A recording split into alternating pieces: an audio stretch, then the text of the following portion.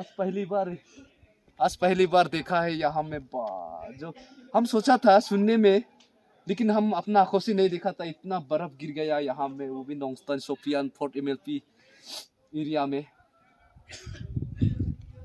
ज्यादा हो गया। वो सब देखो, सब बर्फ हो गया।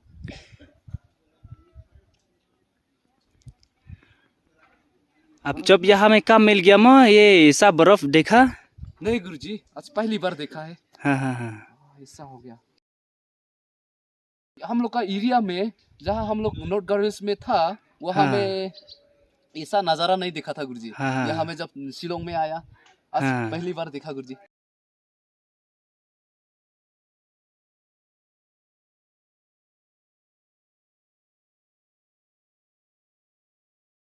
कश्मीर के जैसा सफेद सफेद पहाड़ में।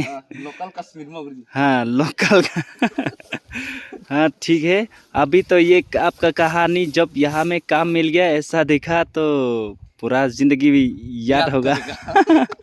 हाँ।